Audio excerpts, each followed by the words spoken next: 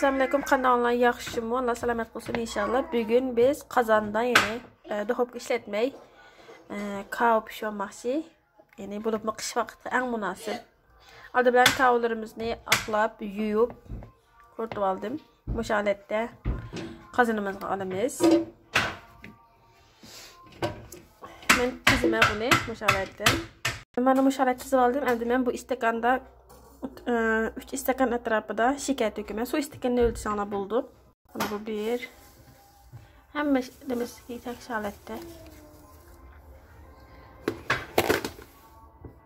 2.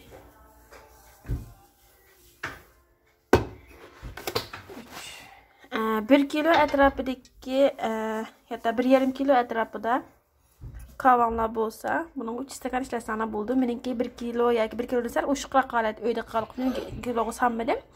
Ammo 1,5 kilo atrofida kiloda bunga 3 stakan atrofida shakar qo'ydim.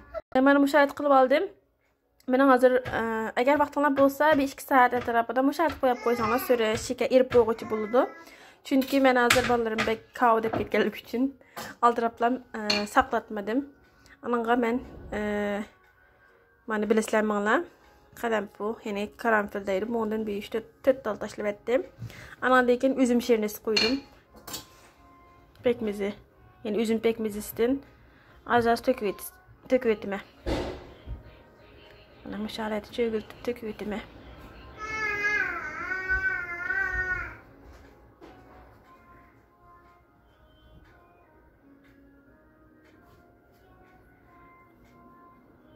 Bir adamning qilish usuli bir adamga o'xshamaydi. Bu mening qilish usulim.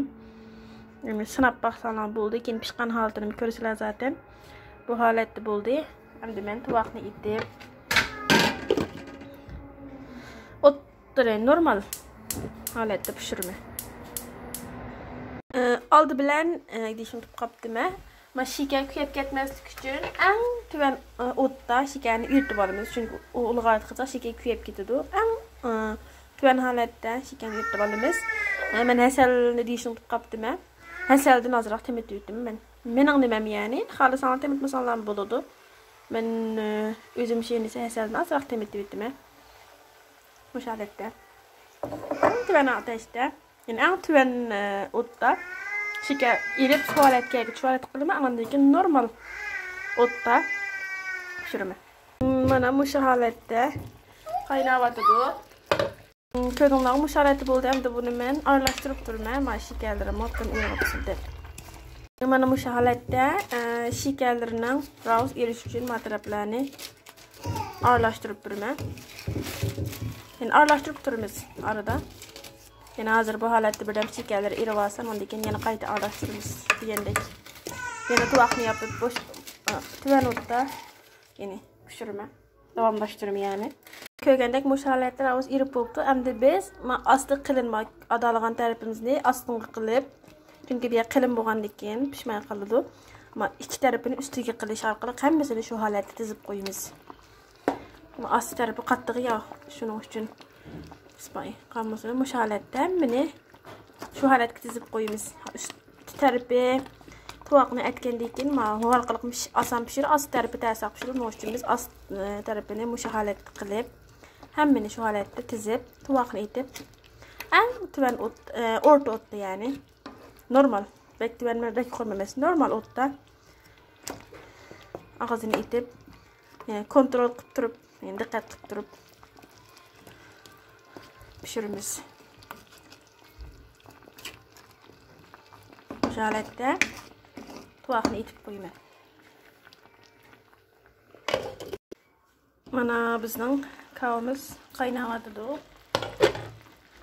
Men endi cho'mishda ko'piklarni, suylarni hammaga tekizib etib turaman.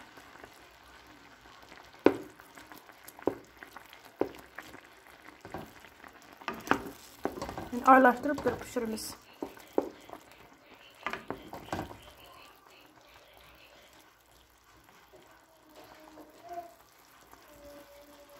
İsterseniz shakar nimalarni qo'ygan vaqtda bir paket vanilya qilsanglar bo'ldi.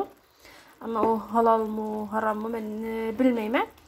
Faqat uni xushroq qilishlar bo'lib ham Dedim ötken qatim dedim belki ama yasalışımızını görüp men şunu işletmedim de. İstana qılınla istemesana qılmasandan buldu. Gördüğünüz rengi başqaça altın rang aldı. Müşaletli yeni koyup koyayım ben. Ana bizning kavumuz gördüңlar. Muşa holatda pişdi. Men pişgan pişmaganligini hozir çatal cho'qib beqish orqali kontrol qilmoqchi. Bu pishibdi. Çatadan rahat kirib chiqyapti. Pishibdi. Bir gapni eskarib qo'ying. Men bu shunday sharbatlik yeyishni yaxshi ko'raman. Ya'ni bu so'g'oq vaqtda sharbatim az qoldi qo'ya olib.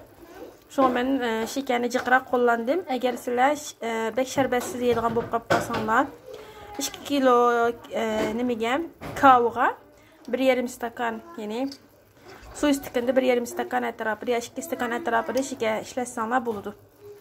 Men hozir buni o'tni o'chirib, sovush qo'yib qo'yaman. Mana bizning kavamiz.